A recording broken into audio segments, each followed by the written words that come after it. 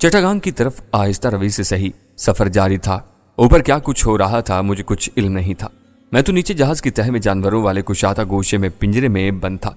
गरगैंडवा मेरे दाएं बाजू पर था। कभी कभी वो मेरी तरफ घूर कर हल्क से तेज खराटे की आवाज निकालता और फिर पुरसुकून हो जाता। यहाँ और कोई मसला तो नहीं था, मगर जानवरों की मखसूस हैवानी मिजाज ने मेरे दिमाग को जरूर चकरा कर रख दिया था। ऊपर से कमबख्त ये खारिश फिर शुरू हो गई थी। एक बार तो इस कदर तेजी से हुई कि मैंने बदमानस की खाल ही उतार दी और तेजी से अपने बदन को खुजाने लगा। तब ही मेरी नजर अपने हाथों, पैरों और गर्दन की जिल्द पर पड़ी तो मैं बुरी तरह चौंक पड़ा। वो न सिर्फ सुर्ख हो रही थी बल्कि कहीं कहीं आंवले पड़ते जा रहे थे और मैं जलन और दुखन महसूस करने लगा था। अब तो खुजाया भी नहीं जा रहा था। कैसा करता तो आंवला फट जाता और मजीद दर्द करता। इसमें से गदला मवाद बहने लगा। इसी वक्त मुझे फिर हरारत भी महसूस होने लगी। मुझे तशवीश हुई कि ना जाने ये कैसा जल्दी मर्ज मुझे लाहक हो चला है। अचानक ही बंदर वाले पिंजरे में एक सुर्ख मुंह वाले बंदर ने मुझे इंसानी हालत में देखकर जोर जोर से खुखियाना शुरू कर दिया। साथ ही शोर मचाते हुए पिंजरे में एक जगह से दूसरी जगह छलांगे भी लगाने लगा। कोई अपने साथियों को वहां इंसानी मौजूदगी या खतरे से आगाह करना चाह रहा हो। दीगर जानवर थोड़े बेचैन हुए लेकिन फिर सर टिकाए बैठ रहे। मगर गरगैंडवा जरूर मुतवज्जा हो गया। उसने मेरी तरफ देखा और जोर से चिंगाड़ मारकर सीना को भी कर डाली। मुझे डर हुआ कहीं कोई और इधर आना निकले, मुझे इस हालत में न देख ले। लिहाजा इस खतरे के पेश नजर मैंने अपनी तकलीफ भुलाकर दोबारा गुरीले की खाल पहन ली और साथ ही उस शरारती बंदर को भी खोसा। वही हुआ। जानवरों का रखवाला वो अधेड़ उम्र आदमी आन पहुंचा। उसके हमरा चिंटू भी था। इसे मेरी फिक्र थी। वो कनखियों से मेरी तरफ देखने लगा। मैंने उसे एक मखसूस इशारा किया। जरा देर बाद रखवाला तो चला गया मगर चिंटू वहीं मौजूद रहा और रखवाले के वापस जाते ही फौरन मेरी जानिब लपका। क्या हुआ था मास्टर? ये गरगैंडवा क्यों चिल्लाया था? चिंटू, अच्छा हुआ तुम आ गए, मैंने आहिस्तगी से कहा। तेज बुखार से मेरी आवाज लरज रही थी। तुम जाकर फौरन मारिया को मेरी तबीयत से आगाह करो। मेरे बदन में वही पुरानी ख्वाहिश अब जोर पकड़ती जा रही है। मुझे तेज बुखार भी हो रहा है। ओह! मेरी बात सुनकर चिंटू के चेहरे पर तशवीश के आसार उभर आए। आप हौसला रखो मास्टर, मैं अभी मादाम को जाकर आपकी हालत के बारे में बताता हूँ। कहते हुए चिंटू बेचारा फौरन तशवीश के आलम में दौड़ गया। जरा ही देर बाद मारिया आ गई। उसके हमरा तोकी पामा भी थी। चिंटू तो साथ था ही। मारिया और तोकी पामा भी मेरी हालत जार को देखकर बेहद परेशान होगी कि कहीं ये उस खाल से तो नहीं हुआ। मेरा मतलब है कोई एलर्जी वगैरह।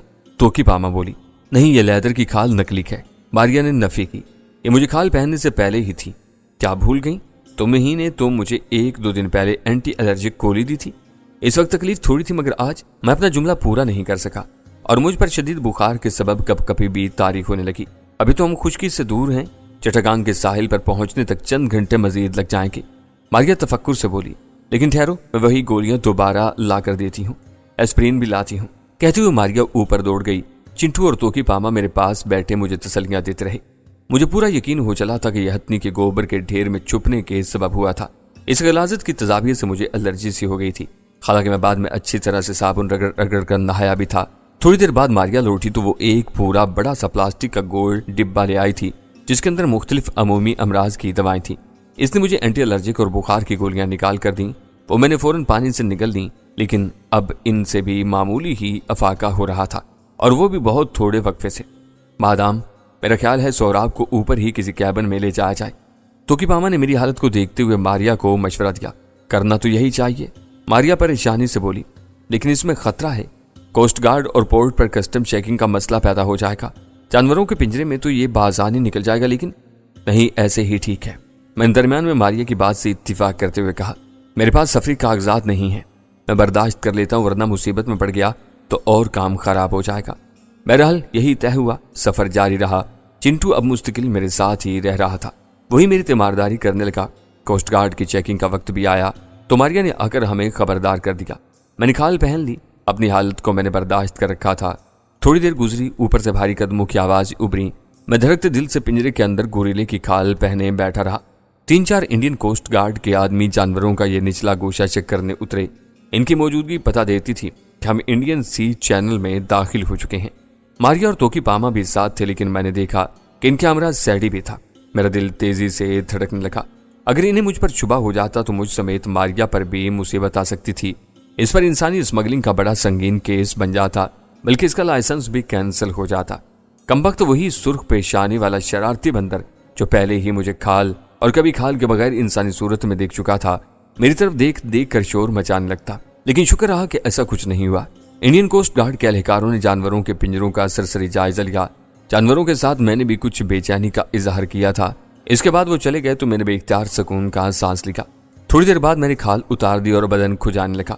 देखा तो मेरी जिल्द मजीद खराब और जगह जगह सुर्ख निशानों के अलावा आबलों में इजाफा होने लगा था। कुछ घंटे मजीद बीत गए।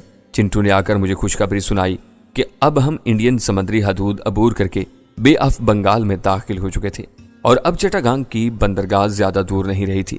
खुदा खुदा करके ये मरहला भी तय हुआ और हम बिलाखिर चिटागांग की बंदरगाह से आने लगे। वहां से किराए के ट्रकों का बंदोबस्त किया जा चुका था। मुझे भी दूसरे जानवरों की तरह पिंजरे समेत ट्रक पर लादा गया और वहां से हमारा सफर रांगामाटी की तरफ शुरू हो गया। सरदस्त मेरी मौजूदगी को राज ही में रखने के लिए अभी किसी डॉक्टर से मेरा मुआयना नहीं करवाया जा सकता था। मारिया ने मुझे बताया था कि सैडी और उसकी बीवी संथ्याना को मेरी खुद बुद्ध लगी हुई है कि आखिर मारिया अपने बेहतरीन दोस्त के बगैर किस तरह आसाम से रवाना हुई। बहरकैफ रांगामाटी तक पहुंचते पहुंचते मेरी हालत नीम बेहोशी के करीब हो गई और फिर ऐसा वक्त भी आया कि मुझे कुछ होश नहीं रहा और मैं गुरीले की खाल समेत पिंजरे के अंदर ही गिरकर दुनिया और माफिया से बेखबर हो गया। आंख खुली तो मैंने खुद को किसी खैमे में पाया। मेरे जिस्म मां सिवाय एक जांगिया के पूरा बरहना था। मैंने देखा एक सफेद कोट पहने डॉक्टर और उसके हमरा अधेड़ उम्र की नर्स करीब खड़े थे। डॉक्टर मेरे बदन पर किसी मरहम का लेप कर रहा था। नर्स ने ट्रे थाम रखी थी और उसमें मुझे मुख्तलिफ किस्म के इंजेक्शन पड़े नजर आए। इन दोनों के अलावा वहां मैंने चिंटू और तोकी पामा को भी देखा। मारिया नहीं थी। मुझे कुछ अफाका तो महसूस हो रहा था लेकिन जलन और खारिश भी थी। लेप से मुझे जिल्द पर ठंड का एहसास हो रहा था। अलबत्ता जिस्म में दर्द और बुखार सा अब भी महसूस हो रहा था। अब कैसी तबीयत है दीवान? डॉक्टर ने मुस्कुरा कर पूछा। वो एक दरमियानी उम्र का डॉक्टर था जिसने नफीस सी ऐनक लगा रखी थी। रंगत सांवली थी। इसके कोट पर डॉक्टर जमाल शाह का टैग लगा हुआ था। कुछ बेहतरी तो है लेकिन अब भी पूरी तरह बेहतर महसूस नहीं कर रहा, मैंने कहा। लेकिन डॉक्टर मुझे हुआ क्या है? तुम्हें डर्मोटाइटिस हुआ है, डॉक्टर ने बताया। लेकिन क्यों और कैसे हुआ ये? मैं तो बिल्कुल ठीक ठाक था, मैंने परेशानी से पूछा। क्या तुमने कोई जहरीली चीज खाई थी या कोई दवा इस्तेमाल की थी जिसका रिएक्शन हुआ? डॉक्टर ने पूछा। नहीं, बिल्कुल नहीं। मैं तो आम ही गिजा खा रहा था जो सब खा रहे थे। दवा तो कोई भी इस्तेमाल नहीं कर रहा था। क्या तुम्हारे पास कोई पालतू जानवर है, कुत्ता या बिल्ली वगैरह? बिल्कुल नहीं। डॉक्टर ने होंठ मींच लिए। इसी वक्त मारिया भी आ गई। उसके हमरा बोगा भी था। उसने आती तशवीश भरी एक निगाह मुझ पर डाली और फिर डॉक्टर से मेरी खैरियत दरियाफ्त करने लगी। तुम्हें सोचकर बताना होगा, डॉक्टर ने जरा सोचने के बाद मुझसे दोबारा कहा। कुछ तो हुआ होगा क्योंकि बातियों नजर में मुझे सब किसी शय का एलर्जिक रिएक्शन लग रहा है। जब तक वजह मालूम ना होगी तशखीस और इलाज में वक्त और ताखीर हो सकती है और ये भी बहुत खतरनाक एलर्जिक है। मैं जहन पर जोर देने लगा। भला ऐसा क्या हुआ था मेरे साथ? कोई ऐसी वैसी शय भी नहीं खाई, ना कुछ। दफतन ही मेरे जहन में फिर वही ख्याल उभरा। अब मसला यह था कि डॉक्टर से किस तरह कहूं कि मैं हथनी के गोबर में जा छुपा था। लेकिन बताना भी जरूरी था क्योंकि बकौल डॉक्टर के जब तक एलर्जी की वजह मालूम ना होगी इलाज में ताखीर और दिक्कत हो सकती थी। तब मैंने सच बात को दूसरे तरीके से बयान करते हुए कहा, हाँ डॉक्टर साहब, मुझे याद आया कि मैं हथनी को देखने के शौक में उसके करीब चला गया था। वहां सेलन और गिलाजत बिखरी हुई थी। गलती से मेरा पांव फिसल गया और मैं करीब पड़े हथनी के गोबर के ढेर में जा पड़ा। यूं समझे तकरीबन उसके अंदर डूब ही गया था। ओह! बेइख्तियार करीब खड़ी अधेड़ उम्र की नर्स के मुंह से बरामद हुआ और वो अपनी नाक खुजाने लगी। मगर डॉक्टर जमाल शेख ने इसे बरहमी से घूरा, फिर मुझसे मुखातिब हुआ। गुड, इसका मतलब है तुम्हें हथनी के फुजले की तजाबियत का कोई जल्दी रिएक्शन हुआ है। बहरहाल मैंने कुछ जरूरी टेस्ट लिख दिए हैं और नुस्खा भी लिख के देता हूँ। फौरन दवाएं मंगवाकर इलाज शुरू कर दो। डॉक्टर साहब, आपका बहुत बहुत शुक्रिया। लेकिन ये ठीक तो हो जाएंगे ना?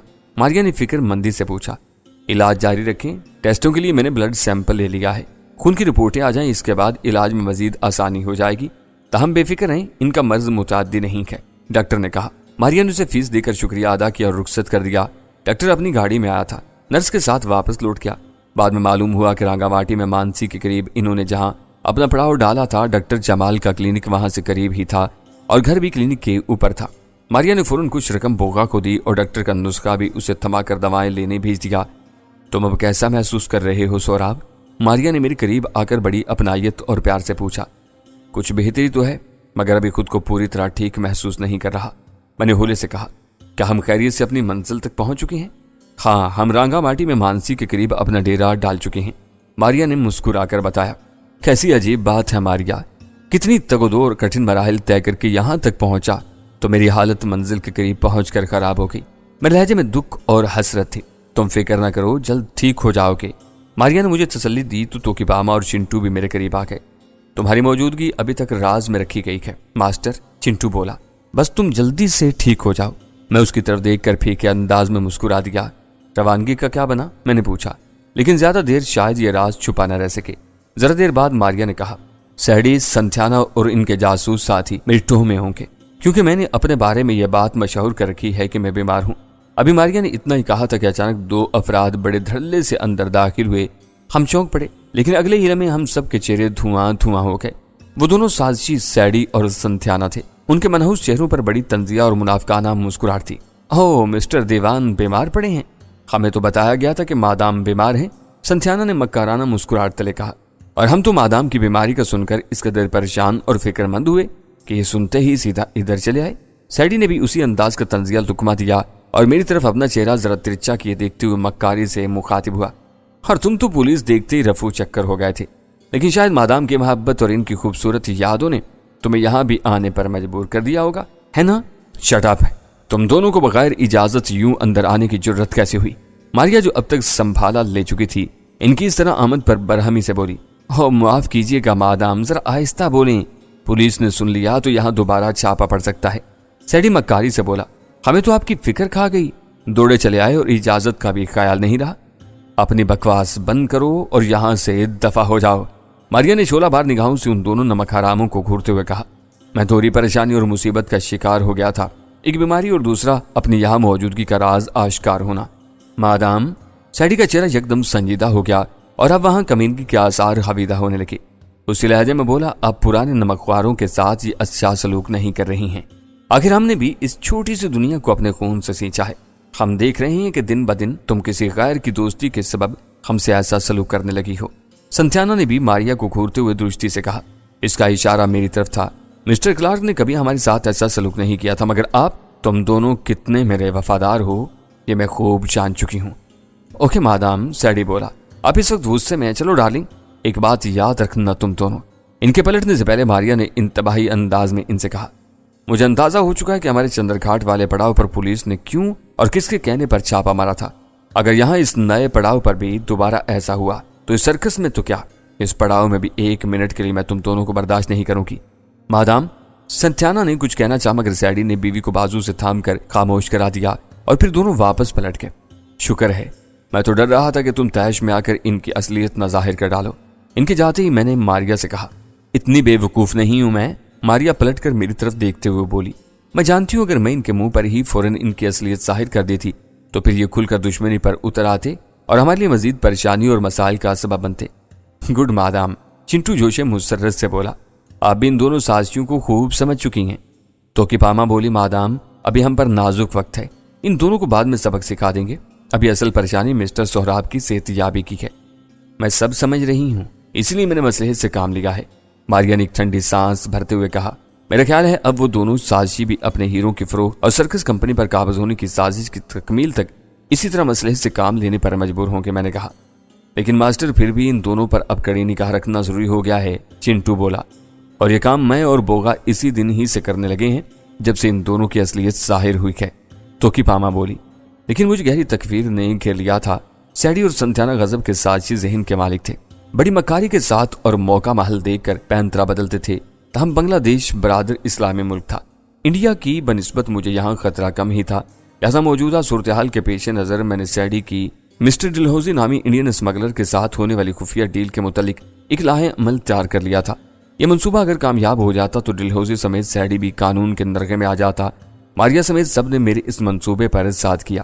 اب اپنی بیماری اور فوزیہ کی تلاش والے مشن کے سلسلے میں نہ جانے مجھے یہاں کتنا عرصہ قیام کرنا پڑے، اس لیے میں نے ماریا سے سوال کیا، ماریا کیا ایسا ہو سکتا ہے کہ تم میرے چند ضروری سفری کاغذات تیار کروا سکو؟ میری بات پر ماریا چند لمحے سوچنے کے بعد بولی، ہو تو سکتا ہے لیکن اس سے پہلے تمہیں میری کمپنی کو کاغذی طور پر صحیح جوائن کرنا ہوگا۔ لیکن مادام، آئٹم ایکسپرٹ والے خانے میں کیا لکھیں گے ماسٹر کے بارے میں؟ چنٹو ازراہ تفنن مسکرا کر بولا تو قریب کھڑی توکی پاما مسکرا کر بولی، مسٹر سوراب ایک طاقتور آدمی اور خوبصورت جسم کے مالک ہیں، آئٹم ایکسپرٹ والے خانے میں انہیں ریسلر شو کر دیں۔ چنٹو اور توکی پاما کے ریمارکس پر ماریا ہنسنے لگی۔ میں نے بھی چیپی چیپی مسکراہٹ تلے کہا، مجھے بھلا ریسلنگ کہاں آتی ہے؟ اب تم کثرت نفسی سے تو کام مت لو ڈیئر، ماریا اپنا آئیے سے بولی۔ ہم سب تمہاری لڑائی بڑھائی والے ماہرانہ انداز کے جوہر دیکھ ہی چکے ہیں، لیکن ریسلنگ دوسری چیز ہے۔ میں نے کہا یہ بھی نورا کشتی ہی ہوتی ہے۔ چنٹو منہ بنا کر بولا تو کہ پاما ایک دم چیخنے کے انداز میں بولی، واو، نورا کشتی سے میرے ذہن میں ایک ترکیب آئی ہے۔ کیوں نہ یہاں ایک نیا آئٹم متعارف کروا دیا جائے جس میں مسٹر سوراب اور گرگینڈوا آمنے سامنے ہوں۔ یقیناً یہ آئٹم ہمارے تماشائیوں کے لیے ایک سنسنی خیز اور نیا آئٹم ہوگا۔ اس طرح گرگینڈوا جیسے عظیم الجثہ گوریلے کا بھی شایان شان تعارف ہو جائے گا۔ ارے تم تو ماسٹر کی دشمن نمبر 1 نکلی، چنٹو نے توکی پاما کو گھورا۔ وہ کس طرح؟ جواب میں توکی نے بھی اسے گھورا۔ ماسٹر ایک انسان ہیں اور گرگینڈوا بہرحال ایک درندہ۔ تم کیوں ماسٹر کی جان کی دشمن بنی ہوئی ہو؟ میں نے نورا کشتی کی بات کی تھی۔ اب احوان کو کیا معلوم نورا کشتی؟ چنٹو بھی ترکی با ترکی بولا۔ میں اور ماریا خاموشی سے مسکراتے ہوئے ان کی نوک جھوک سن رہے تھے۔ مادام جو ہیں، توکی پاما مانی خیز نگاہوں سے ماریا کی طرف دیکھتے ہوئے چنٹو سے بولی، کہ ہم نہیں جانتے کہ گرگینڈوا مادام کا بندہ بے دام غلام بن چکا ہے؟ مادام اسے سب سمجھا دیں گی، وہ ان کی زبان سمجھنے لگا ہے۔ کیوں مادام؟ کہتے ہوئے توکی پاما نے ماریا کی طرف دیکھتے ہوئے استفساریہ کہا۔ ماریا ہنستی رہی۔ میں نے کہا تب پھر تم ایسا کرو کہ میری بجائے اپنی مادام کا مقابلہ گرگینڈوا سے کروا دو۔ ماریا زور زور سے ہنس پڑی۔ ایسے دکھی موقع پر یہ ہلکی پھلکی نوک چونک ماحول کی کدورت دور کرنے لگی۔ تاہم پھر ماریا نے سنجیدگی سے اس مسئلے پر گفتگو کرتے ہوئے مجھے بتایا کہ مذاق سے ہٹ کر یہ ضروری ہے، مقامی طور پر بھی مجھے برٹش سرکس کمپنی میں خود کو رجسٹرڈ کروانے کے لیے کوئی آئٹم شو کرنا پڑے گا۔ حالانکہ میں تو اسے مذاق ہی سمجھا تھا، مگر یہ سیریس میٹر نکلا تھا۔ لیکن ابھی تو خود میری اپنی حالت ہی نہ گفتہ بات تھی، علاج چل رہا تھا۔ ڈاکٹر جمال نے جلد صحت یابی کی نوید تو سنائی تھی، جبکہ میں اپنی منزل کے بے حد قریب آتے ہی بری طرح بے چین ہونے لگا تھا۔ دل چاہتا تھا اپنی جلدی بیماری کو ایک طرف رکھ کر ابنائے مانسی کی طرف سفر شروع کر دوں، لیکن پھر یہ بھی سوچنے پر مجبور ہو جاتا کہ آگے میں نے اپنے جن ازلی اور درینہ دشمنوں سے نابرد آزما ہونا تھا وہ بھی معمولی نہیں تھے۔ وہ تو ان مردودوں کا گڑھ تھا۔ میں تو بھیڑیوں کی کچار کر رخ کرنے والا تھا، جدھر خون ریز اور بڑے جان لیوا مقابلے کی توقع کی جا سکتی تھی۔ وہاں یعنی پیلی گھاٹ میں میڈم لچھی اور رانگا لنگڑے کے 2-4 گنتی کے ساتھ ہی نہیں، بلکہ پورے قبیلے کے لوگ ہوں گے۔ ان میں گھس کر مجھے فوزیہ کو تلاش کر کے زندہ سلامت واپس بھی لوٹنا تھا، اور یہ سب اتنا آسان نہیں تھا۔ اس پر مستضیٰ یہ کہ میری یہاں آتے ہی حالت ایسی ہو گئی تھی کہ میں صاحب فراش ہو گیا تھا۔ ڈاکٹر نے اگرچہ جلد صحت یابی کی امید تو دلائی تھی، لیکن وہ بھی میری میڈیکل رپورٹس پر منحصر تھا۔ بقول ڈاکٹر کے جلد اور الرجی کی رپورٹس جلدی نہیں آتی تھی، 2 ہفتوں سے مہینہ بھی لگ سکتا تھا، جبکہ میں نے تہیہ کر رکھا تھا کہ رانگا ماٹی پہنچتے ہی ایک لمحہ بھی چین سے نہیں بیٹھوں گا، اور اس روز اس غیر معروف سی دریائی آبنائے کی طرف سفر شروع کر دوں گا۔ میں نے ماریا سے صدا کی تھی کہ وہ ذرا پیلی گھاٹ تک جانے کا کوئی خشکی والا راستہ معلوم کرنے کی کوشش کرے۔ اس نے وعدہ کیا تھا کل تک وہ جواب دے سکتی تھی۔ بوغا دعائیں لے آیا تھا، ایک خوراک میں نے لے لی تھی، باقی گولیاں اور کیپسول کے علاوہ جلدی مرہم کی 2 ٹیوبیں بھی تھیں، علاوہ ازیں ایک خاص قسم کا اینٹی الرجک اینٹی سیپٹک صابن بھی تھا۔ عجیب مصیبت میں پڑ گیا تھا میں۔ ایک چلتا پھرتا آدمی بستر سے لگ جائے تو اس کی حالت بڑی بے بس اور ناچار سی ہو کر رہ جاتی ہے۔ یہی میرا حال تھا۔ مجھے رہ رہ کر ان دونوں خبیث میاں بیوی سیڈی اور سنتھیانا پر طے آ رہا تھا۔ یہ سب انہی دونوں کی وجہ سے ہی تو ہوا تھا۔